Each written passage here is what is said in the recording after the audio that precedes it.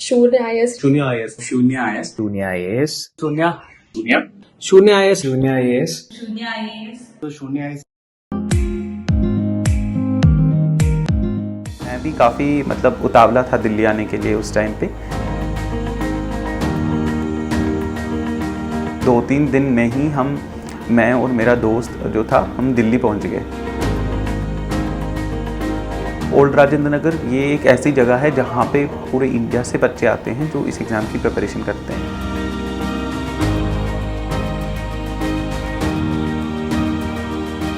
आपको डेफिनेटली एक फ़ायदा है कि आप बाकी बच्चों से इंटरेक्ट करते हैं, एग्ज़ाम के बारे में ज़्यादा जानते हैं। बट दूसरा यहाँ पे ये भी डिफ़िकल्टी है कि काफ़ी सारे उनमें से बच्चे होंगे कि जिनमें काफ़ी स्ट्रेस होगा, नेगेटिविटी होगी, तो वो डेफिनेटली आप में भी आ सकती है। मम्मी वाला खाना तो वहाँ नहीं बन सकता, आपको छोटे रूम्स में रहना पड़ेगा। जिस दिन हमारा प्रीलिम्स था उस दिन हमने कैब्स बुक करी थी रात को, और हमने सोचा सुबह कैब आएगी। अब बिल्कुल मतलब हम नूब्स की तरह दिल्ली में आ गए थे, तो हमें लगा कि कैब आ जाएगी, हम चले जाएंगे। तो कैब का वेट किया सुबह, कैब्स सारे कैंसिल हो गए। आई थिंक इट वॉज 8 से भी ज़्यादा, तो मेरा सेंटर भी दूर था। तो वो एक ऑटो रिक्शा आ गया, तो मुझे मिल गया वो, और ऑटो रिक्शा में चला गया। वहाँ पे भी देखा कि बच्चे को मतलब सेंटर के सामने बैठ के न्यूज़पेपर पढ़ रहे हैं, वो इतनी पढ़ाई कर रहे हैं। तो मुझे लगा यार मुझसे तो ना हो पाएगा।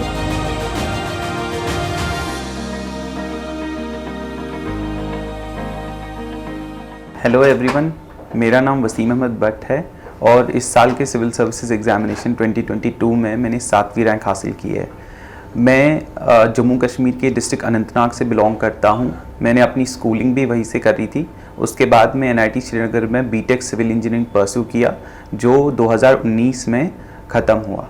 2020 में मैंने अपना पहला एग्जामिनेशन लिखा सिविल सर्विसेज का, जिसमें मेरी रैंक थी 225। उसके बेसिस पे मुझे अलॉट हुआ था Indian revenue service income tax, जिसकी मैं करंटली ट्रेनिंग कर रहा हूँ NIDT नागपुर में। उसके बाद मैंने सोचा कि रैंक इम्प्रूवमेंट के लिए एक बार फिर से मैं ट्राई करता हूँ, और CSE 2022 में मैंने ट्राई किया, और उसके बेसिस पे मुझे अभी AR 7 मिला है, एंड होपफुली मुझे IAS अलॉट होगा। इस वाले वीडियो में हम थोड़ा सा UPSC की रियलिटी के बारे में बात करेंगे। सबसे पहले थोड़ा सा मैं अपनी जर्नी के बारे में बोलूँगा कि मैंने कैसे UPSC में आना शुरू किया था। कॉलेज में मैं जब था तो उस टाइम, उससे पहले I was like a dead fan of engineering. तो मैं इंजीनियरिंग में आया, 1-2 साल इंजीनियरिंग में था मैं। तो उसके बाद मुझे थोड़ा सा सिविल सर्विसेज के बारे में पता चला। तो मैंने जब सिविल सर्विसेज का सिलेबस देखा, उस सिलेबस देख के मुझे ऐसा लगा कि this is a thing that I want to read, that I want to study. तो वो काफ़ी इंटरेस्टिंग था मेरे लिए। वहाँ से थोड़ी सी शुरुआत हुई, मैं न्यूज़पेपर्स वगैरह पढ़ने लगा, और मैं थोड़ी सी books, basic books like Laxmikanth देखने लगा था। This was around 2018। अब यहाँ से बात होती है कि मैंने यहाँ पे एक डिसीजन लिया कि मैं सिविल सर्विसेज में जाऊँगा, और उस टाइम के अराउंड 7th सेमेस्टर में वहाँ पे प्लेसमेंट्स वगैरह होती हैं इंजीनियरिंग कॉलेजेस में। तो हमारे यहाँ भी इंजीनियरिंग कॉलेज था, तो प्लेसमेंट शुरू हो गई थी। बट मैंने उस टाइम डिसाइड किया कि मैं प्लेसमेंट्स में नहीं बैठने वाला। तो वो एक डिसीजन था जो कि मतलब हार्ड होता है, but you have to take it. अगर आपको सिविल सर्विसेज में या कहीं पे अगर आप चाहते हो कि आप उसी में जाएं, तो फिर उस टाइप के डिसीजंस आपको लेने पड़ेंगे। Similarly there was, for example, हमारे कॉलेज में उस टाइम ऐसा हुआ था कि एक फ्री गेट कोचिंग वर्कशॉप हुआ था। तो पूरे 3 महीने ऐसा गेट के लिए जो फ्री कोचिंग होती है वो चली थी। तो उसमें भी मैंने सेम डिसीजन लिया था कि मैं उसमें नहीं बैठूंगा, बिकॉज मेरा ये था कि मेरा माइंड डाइवर्ट ना हो किसी और साइड की तरफ। तो वो एक और डिसीजन था। उसके बाद the third decision was, for example, कि वहाँ पे जो सारे लोग हमारे कॉलेज में थे, they were mostly into going into private companies और डूइंग गवर्नमेंट जॉब्स।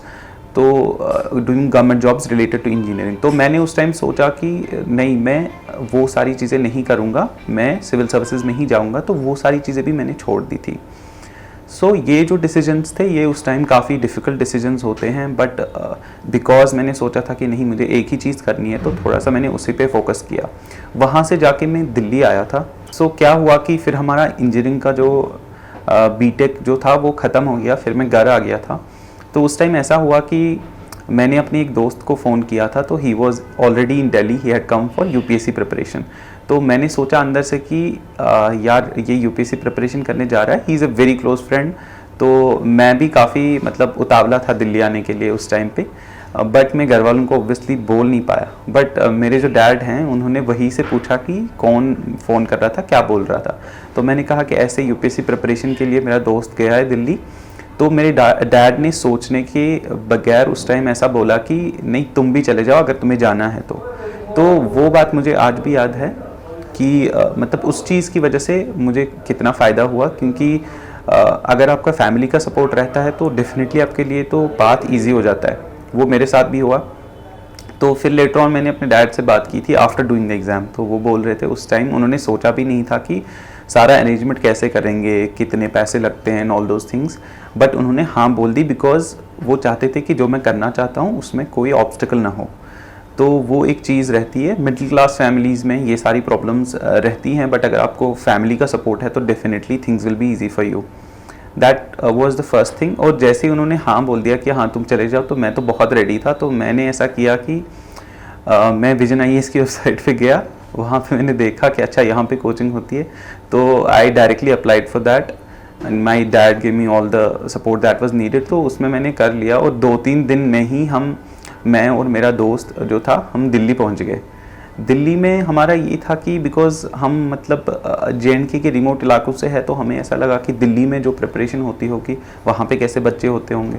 तो जैसे ही हम क्लासेस में गए थे, पहले 2-3 दिनों में ही ऐसा पता लगने लगा कि नहीं सारे बच्चे मोस्टली सिमिलर लेवल पे ही हैं, उनको जितना पता है हमें भी उतना ही पता है। The only difference probably was that of confidence, कि मे बी उनमें ज़्यादा कॉन्फिडेंस है, उनको थोड़ा सा एक्सपोजर एग्ज़ाम का ज़्यादा है, तो हम में वो उतना नहीं था। तो मैंने वो देखा, तो उसकी वजह से मुझे कॉन्फिडेंस आया कि यार ऐसा नहीं कि हम नहीं कर सकते, हम भी कर सकते हैं। और काफ़ी सारे एग्जाम्पल्स के बारे में भी पता चला कि जिन्होंने ऐसे किया था, जो रिमोट इलाकों से आए थे और फिर भी उन्होंने इस एग्ज़ाम में अच्छी खासी रैंक्स लाई थी। तो ये सब जब पता चला तो फिर लगा कि यार चलो अब प्रिपरेशन पे ही फोकस कर लेते हैं।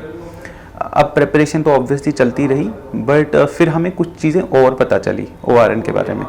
सो ओल्ड राजेंद्र नगर ये एक ऐसी जगह है जहाँ पे पूरे इंडिया से बच्चे आते हैं जो इस एग्ज़ाम की प्रिपरेशन करते हैं। अब यहाँ पे 2 चीज़ें होती है, एक तो आपको डेफिनेटली एक फ़ायदा है कि आप बाकी बच्चों से इंटरेक्ट करते हैं, एग्ज़ाम के बारे में ज़्यादा जानते हैं, बट दूसरा यहाँ पे ये भी डिफ़िकल्टी है कि काफ़ी सारे उनमें से बच्चे होंगे कि जिनमें काफ़ी स्ट्रेस होगा, नेगेटिविटी होगी, तो वो डेफिनेटली आप में भी आ सकती है। तो अब कॉन्स्टेंटली ये बात भी हो सकती है वहाँ पे कि नहीं ये एग्ज़ाम नहीं होता, तो ये भी एक बात है। और कोई ऐसा भी होगा कि जो कॉन्स्टेंटली बोलेगा कि नहीं ये करना है, वो करना है, तो वो सारी इन्फोडेमिक जो चलती है वहाँ पे सॉर्ट ऑफ UPSC मार्केट में, तो उससे आप बहुत डिस्टर्ब हो सकते हो। शून्य IAS शून्य IAS शून्य IAS शून्य IAS शून्य शून्य शून्य IAS शून्य IAS शून्य IAS तो शून्य IAS।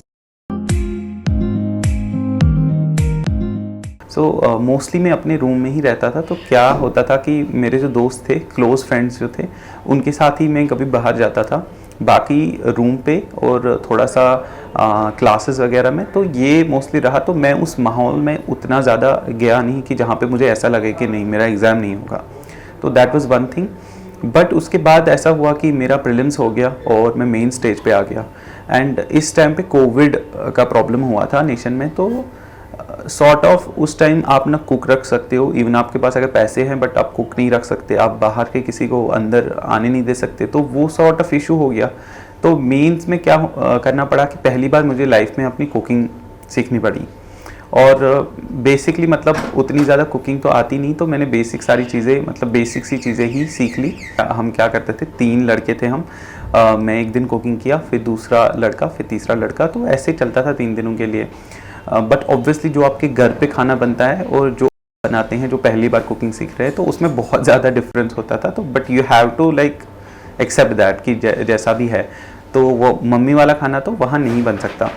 फिर उसके बाद सेकंड थिंग वाज कि washing your own clothes, you have to learn that also.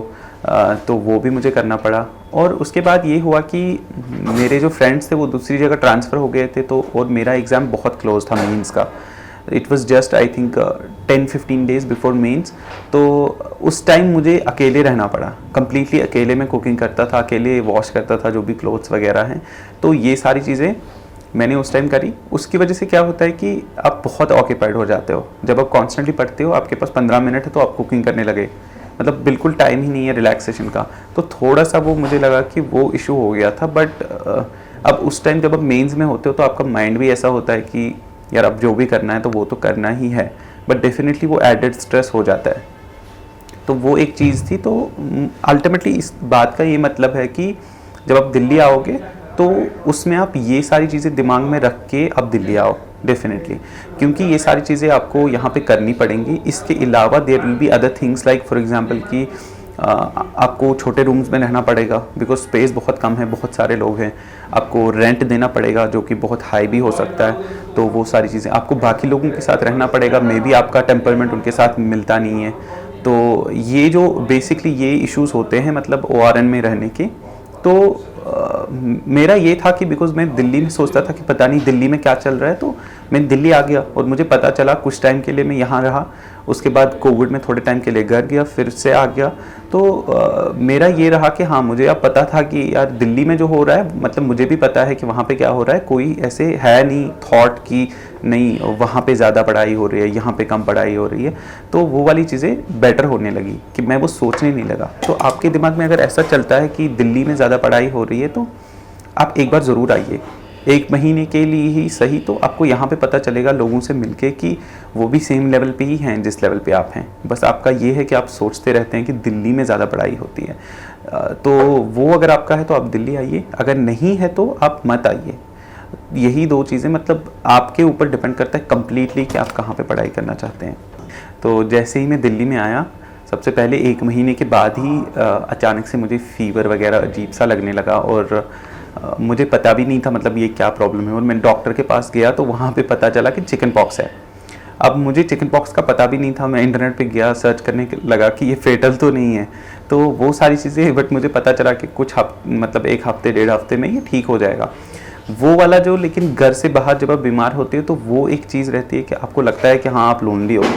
बीमारी के बगैर आप फिर भी कोप अप कर सकते हो, बट जब बीमार होते हो तो तब पेरेंट्स की याद आती है, सिबलिंग्स की याद आती है। तो वो एक इशू उस टाइम हुआ था। आई स्टिल रिमेंबर कि मतलब मैंने फ़ोटोज़ खींचे थे। लेटर ऑन मैं देखूंगा कि कैसा फील होता है। अभी मैं रिसेंटली वो फ़ोटोज़ देख रहा था कि उस टाइम कैसी हालत हो गई थी। देन अगेन आई रिमेंबर कि जिस दिन हमारा प्रीलिम्स था उस दिन हमने कैब्स बुक करी थी रात को, और हमने सोचा सुबह कैब आएगी। अब बिल्कुल मतलब हम नूब्स की तरह दिल्ली में आ गए थे, तो हमें लगा कि कैब आ जाएगी, हम चले जाएंगे। तो कैब का वेट किया सुबह, कैब्स सारे कैंसिल हो गए। और फिर पता चला कि ऑलरेडी बाकी कैंडिडेट्स ने already local autos, rickshaws and all से बात करके उन्होंने वो कर लिए हैं और हम ही बच गए। तो फिर मेरे 2 दोस्त थे, उनको भी थोड़ा थोड़ा करके मिल गया कोई कैब या कोई रिक्शा, फिर मैं ही बच गया। तो उस टाइम मुझे ऐसा लगा कि मतलब वो स्ट्रेस तो ऑब्वियसली था, बट फिर मैं सोचने लगा कि यार इवन अगर कैब नहीं मिलेगी अभी तो मतलब मुझे जितना करना था उतना तो मैं कोशिश कर ही रहा हूँ। I can not take additional stress. मुझे एग्ज़ाम के बारे में सोचना है, मैं ये चीज़ तो ज़्यादा स्ट्रेस नहीं ले सकता। और अल्टीमेटली बहुत क्लोज जब टाइम आया था, I remember it was already I think 8 exactly मुझे याद नहीं, but I think it was 8 से भी ज़्यादा। तो मेरा सेंटर भी दूर था, तो वो एक ऑटो रिक्शा आ गया तो मुझे मिल गया वो, और ऑटो रिक्शा में चला गया। वहाँ पे भी देखा कि बच्चे को मतलब सेंटर के सामने बैठ के न्यूज़पेपर पढ़ रहे हैं, वो इतनी पढ़ाई कर रहे हैं। तो मुझे लगा यार मुझसे तो ना हो पाएगा, मेरे पास तो नोटबुक भी नहीं है। तो अंदर जाके फिर लेकिन मैंने कर लिया मतलब एग्ज़ाम। सो एग्ज़ाम मैंने ऐसे किया कि मुझे लगा टेस्ट की तरह लिख लेता हूँ, इतना ज़्यादा टेंशन लेने की ज़रूरत नहीं है।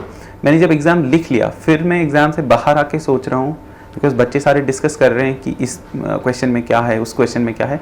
तो मुझे ऐसा लगा कि यार मुझे डिस्कस भी नहीं करना चाहिए, मैं डायरेक्टली रूम पे चला जाता हूँ। रूम पे चला गया, वहाँ जाके फिर थोड़ी सी कीज़ वीज़ आ गई, मैंने चेक किया तो मेरे काफ़ी अच्छे नंबर आ रहे थे। तो उससे मुझे पता चला कि मतलब रेट्रोस्पेक्ट में यह बोल सकता हूँ कि जो प्रेशर ना लेने की थोड़ी सी मेंटालिटी थी उसने काफ़ी हेल्प किया।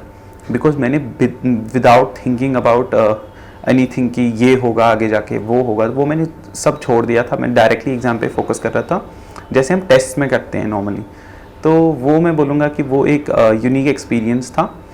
शून्य IAS शून्य IAS शून्य IAS शून्य IAS शून्य शून्य शून्य IAS शून्य IAS तो शून्य IAS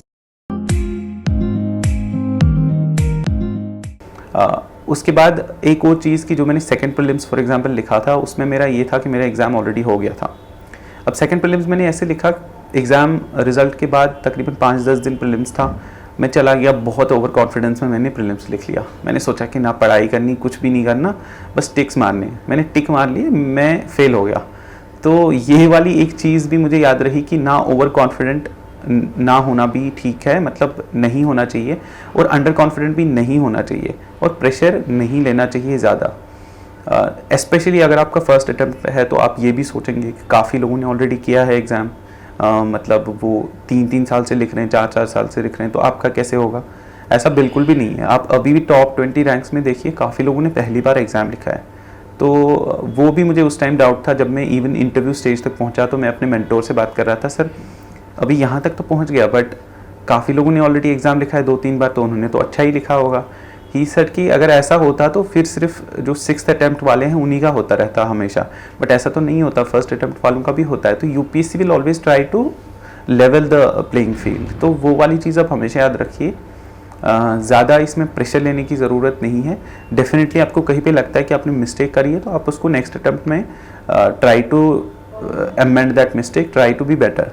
जो लोग रिमोट एरिया से आते हैं, जो दिल्ली नहीं आ पाएंगे या ना अफोर्ड कर पाएंगे या ऐसा भी कोई प्रॉब्लम होगा, जिनको लगता है कि वो एग्ज़ाम नहीं कर पाएंगे, उनके लिए यही मैसेज है कि मैं खुद मतलब 4 साल पहले मेरे को एग्ज़ाम के बारे में बिल्कुल कुछ पता नहीं था। जब मैं NIT श्रीनगर में था उस टाइम मैंने ये जर्नी स्टार्ट करी थी, एंड हियर आई एम। सो आपको अगर ऐसा लगता है कि आपको पता नहीं चलेगा आप एग्ज़ाम कैसे करोगे, आप ऑनलाइन जाइए, बहुत सारे रिसोर्सेज हैं हर किसी चीज़ के लिए, और आप वो सर्च करके एक बार मतलब प्रॉपर स्ट्रैटेजी के साथ ये एग्ज़ाम करना शुरू कर दीजिए। अब 1 साल के बाद सेम बात फिर याद करना कि आपने क्या सोचा था 1 साल पहले, आपको लगेगा कि नहीं 1 साल में जितना इम्प्रूवमेंट हो सकता है ना, आपने सोचा भी नहीं होगा।